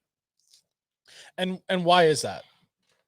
I think because to me, it's a perfect, once I find a school, and I don't spy bait unless I know where the fish are. Yep. I ain't looking for fish with this freaking thing. Because I honestly, I hate fishing it. I mean, it's a painful son of, and I say to my guys in here all the time when they're talking about, when they're coming in and buying spy baits, it's a painful way to fish. It's a very slow, methodical way to fish. But once you, and we're going to get into this in just a second. Well, the next show, we're really going to get into but no, we're going to get into something here in just a section. Once you figure your school out, then, it's aggressive, and then it's not so aggressive, and then it's, you got to do some other things to fire the school back up, and there's other things you got to how to manage the school. Exactly. How to manage the school. Well, a spy bait is going to be a key factor in your management of your school, because at some point they're not that aggressive. Let your cleanup better. And it is a bait that will absolutely catch them when everything shuts down. You can still fire a couple fish out of that school. So, well, not only can you fire up a couple fish out of that school, but they're going to be giants. When you have identified a school, or if multiple schools, and you're rotating through them, the spy bait will usually catch one of the biggest fish in that school. Yeah, it's unbelievable. You never leave that school of fish without rotating through it with a spy bait. Yeah, it is unbelievable how that is. Because and you might only catch one, but it will be a toad. Which brings us to that topic of school management. This is when we're definitely dealing with a lot of schooly fish, and a lot of guys say, "Well, they're busting the surface, they're schooling, and they fish them real quick, and then that goes away, and then they look for something else. They move right away." Well, this is school management that we want to talk about a little bit, and that is the aggressive ones anybody can catch. It's after you work through those and the school starts to slow down, then is when you really want to start working the school and working the different levels and working all these different baits, right, George? Yeah, I mean, I'm not going to really talk baits. I'm going to talk about the activity level of your bait. So when I roll into an area, I am fishing first and foremost my most aggressive baits. And that may be a lipless crankbait. That may be a jerkbait. That may be a crankbait, a lipped crankbait, or an Alabama rig. Usually if it's a good day of aggressive fishing, let's say a crankbait or a lipless crankbait, you find some fish, you get a school fired up if you're fortunate, and you catch several fish. Right. Now, on those epic days, several is a big number. On those kind of mediocre days, several might be several. Yeah. But you need to recognize that you're on a school of fish, and it's pretty easy to do because there's a whole school of fish following your fishing that you got hooked. So you might want to open your eyes up, Bobby. Or get some coasters on. Yeah. I mean, just saying. Yeah. Now, after those fish kind of get wise to what's going on, you want to pick up the next level down of aggression on your bait. So let's say we started off with the old Mr. Aruku. Next, we're going to pick up a suspending jerkbait, and we're going to slow it down. We're going to fire that. We're going to catch a fish. We're going to fire that school back up again, and we're going to catch a couple more. Yeah. A couple could be a couple, or on a really good day, a couple could be quite a couple. Yep. Then, before we leave, we're going to slow down to something slow and finessey. It might be a TRD. It might be a tube. It might be a single swim bait. You know, it might be a single swim bait. We're going to slow down. We're going to, if this is an epic day, we might catch a fish and fire them up and catch a couple more. Yep. But what we're doing, if you think about it, is we're managing the school. Yep. We ignite the school, then we refire them, then we clean them up, and then the last guy we pick out is the spy bait. we roll through them, we pull the trolling motor up, and we run to the next school. Now, if we don't have the next school, we just keep on moseying along looking for the next school. Looking for it, yeah. Yep. And we do the same thing we did to find that school. And that is managing the school. And we talked about that last perfect world. We talked about it last week. Don't be afraid to move, man, because this is the time when you got to move. Yeah, and that initial contact with that school that fires it up, you may be throwing a topwater. Yeah. Right. Whatever you initially contact that school with, that's your most aggressive level. Right. Then you're going to go down from there. So, once again, have all of your rods in play. Yep. Okay. Have all your rods in play. Prep up, get ready. Think about this rotation, if you will.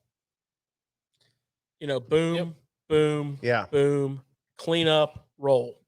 And that's perfect fall fishing in a nutshell. Yeah. And your rotation could change every single day depending on the wind and those elements. I'm just saying. You're still make sure you have schools absolutely. on both sides of the river or lake or wherever the wind could blow and shift you. I mean, you want to make sure that you're good there. But yeah. Yep. I think we covered it pretty well. I think we had our notes here. I hit all the points that we talked about in the notes.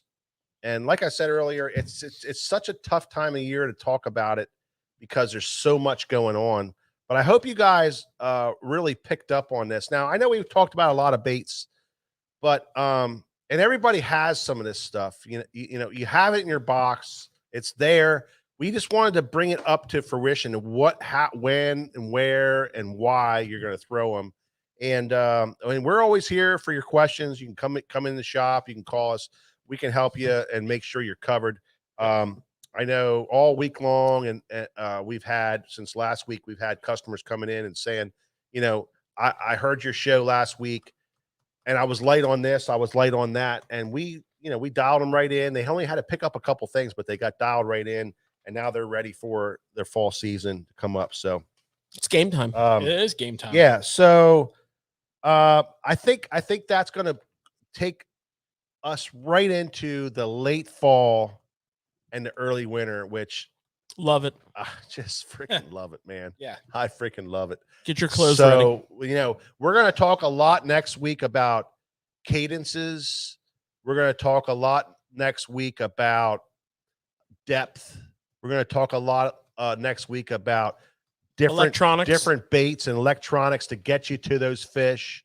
And we're going to talk about the all kinds of, it's going to get a lot more specific. Don't you think so, Corbin? Oh yeah. And the return of the Ned.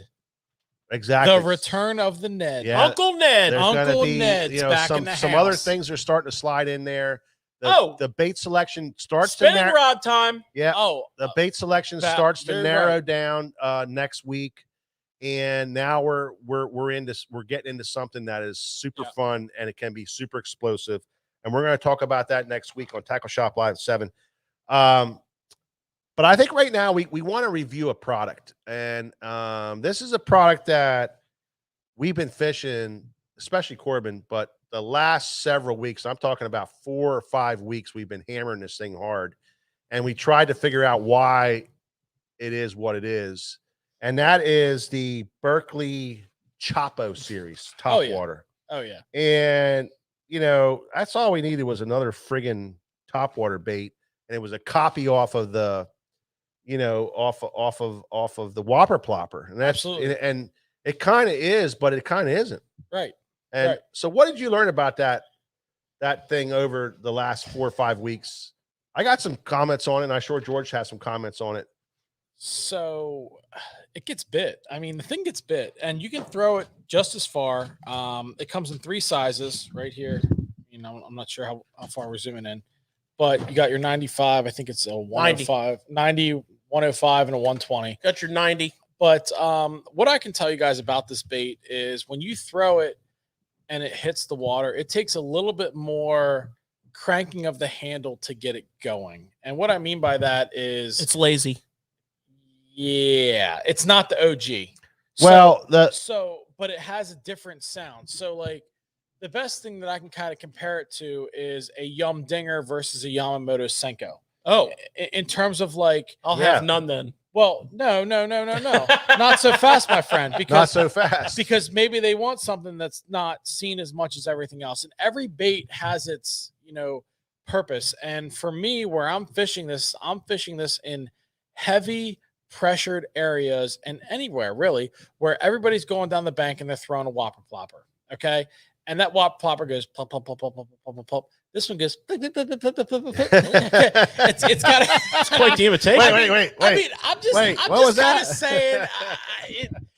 I mean, respectfully speaking, it sounds a lot cheaper made than a whopper plopper. I'm going to give credit where credit's due, but in the words of Jerry Seinfeld, it's a bit of a high talker. It catches fish. It does. It does. And that's the big thing about it. We talk about cadence. We talk about difference in noise. We talk about like erratic action. Yeah. I mean, it comes through the grass and you take that fusion treble and you snap it through there. I mean, it's got good hooks on it. I can tell you that.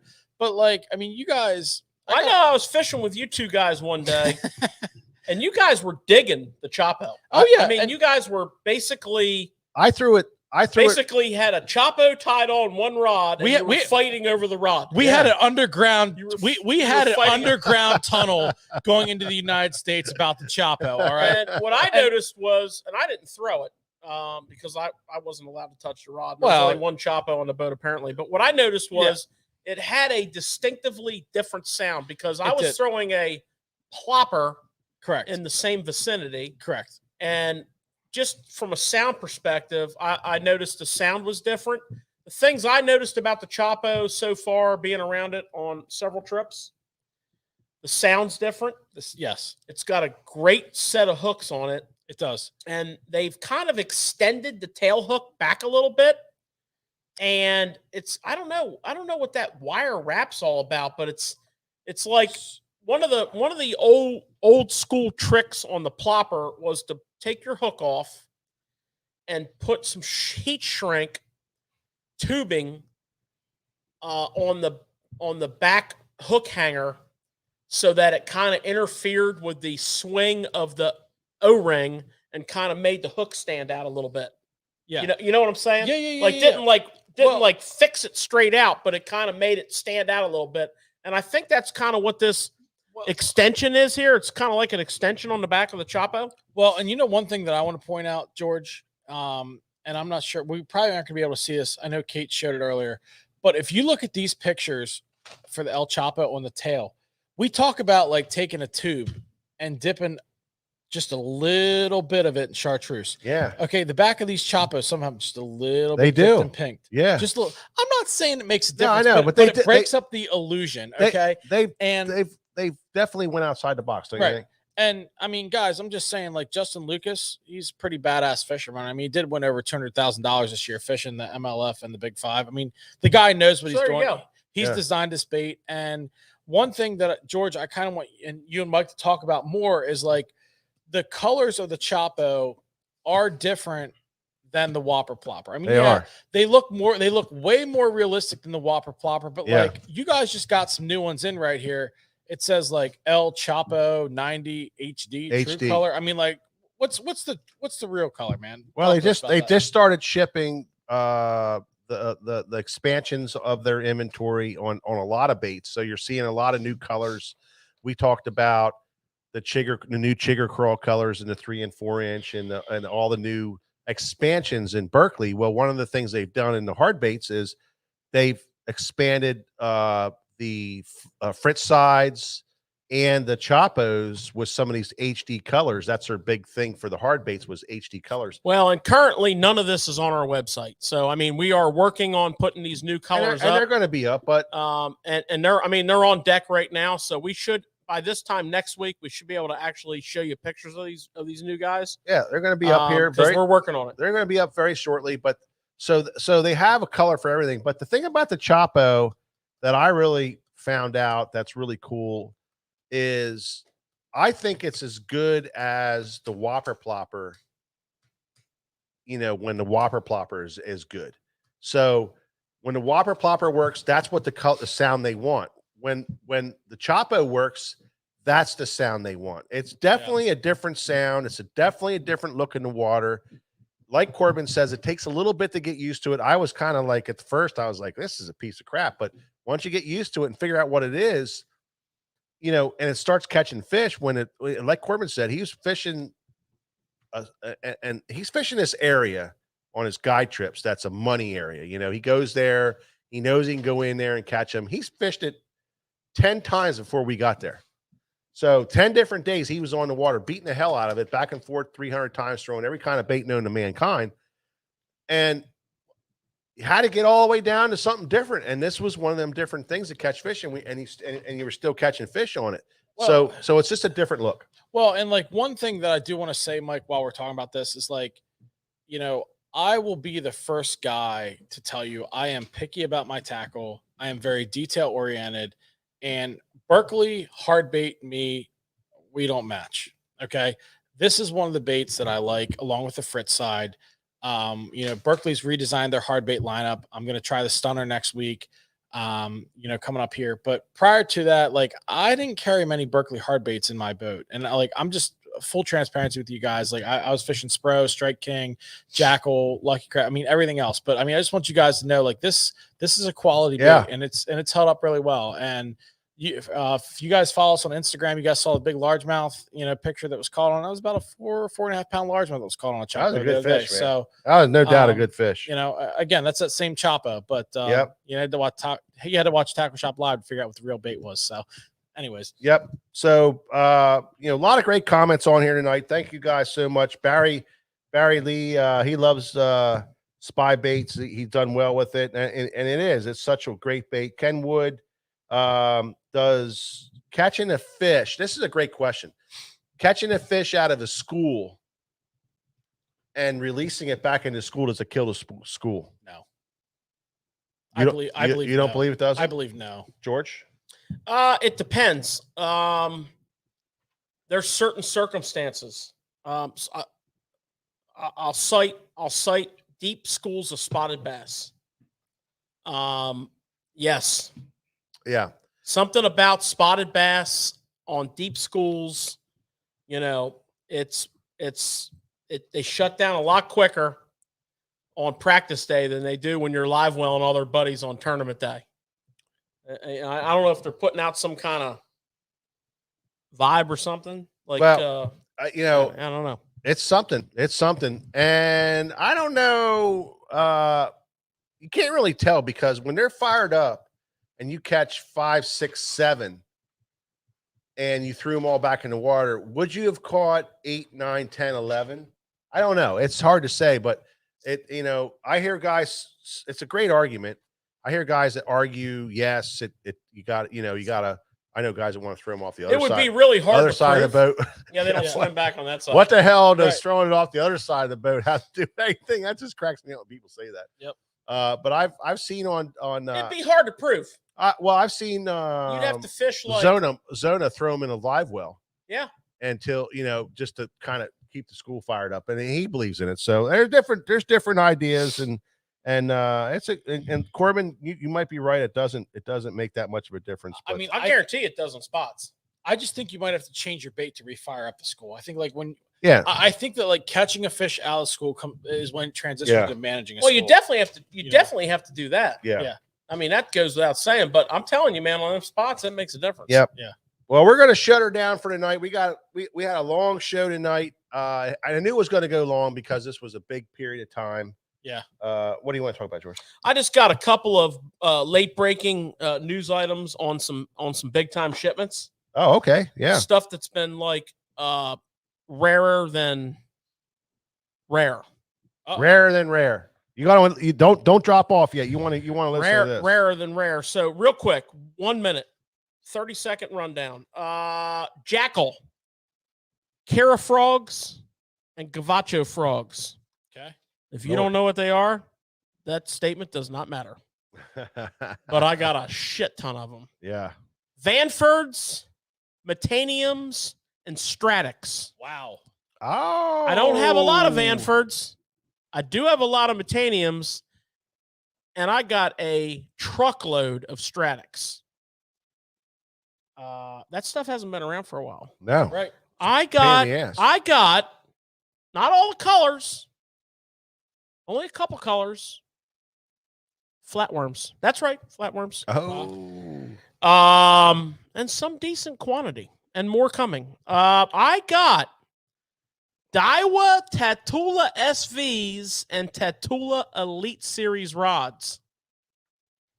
Lots of them, and Daiwa 100 size SVs coming in tomorrow. And last but not least, in the wonderful world of marine electronics, I have received 1 power pole charge.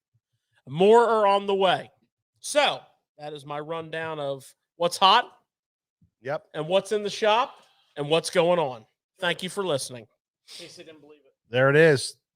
Yeah, they're kind of rare. Power pole charge. You don't see many of those around. They're kind of rare. I know cameraman Nick is like sold on that thing like gangbusters, bro. I would not have a boat without one.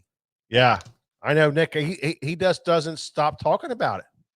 Well, you know, it's so cool because when you're doing these trips with your, traveling around, you don't always have a place to charge. Yeah. And that thing literally does charge when you're on the water. Yeah. And it's amazing. It's amazing. It is amazing.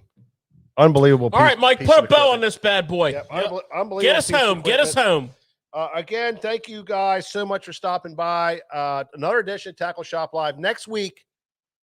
The third and final segment of fall fishing, which is the late fall, early winter. Can't wait. Very excited about that. Get your Sims insulated bibs on just to watch the show. Don't forget, Corbin. And your Reaper. Don't forget, Corbin. The golden ticket. Don't forget the golden ticket. Sign up for the golden. There you go. Sign up for the I've got the golden ticket. Exactly. You can get that. You boys need to. I love that. We need to go to the chocolate factory. Omaha. Yeah. Pump the brakes. Yep. Hey, I'm sorry you had a terrible childhood. I had a wonderful childhood. Yeah. I spent it on the front deck of a bass boat. Oh, shit. Get me home, buddy. Get me home. I'm there. All right. So thank you so much. Appreciate it. We'll see you next time on Tackle Shop Live. We go.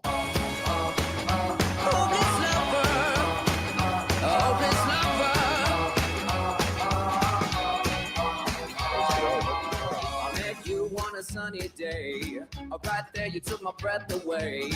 Young and pretty, was it just a dream? The next day you called me up, you told me I'm your little buttercup. You came over and you fell into my arms. Well, I know what I feel. Please tell me your love is real. You make me smile when I think of you. If I am down or when I am blue, I can't get enough. You make me happy, I feel so fine. Oh, how I wish that you were mine. I can't get enough.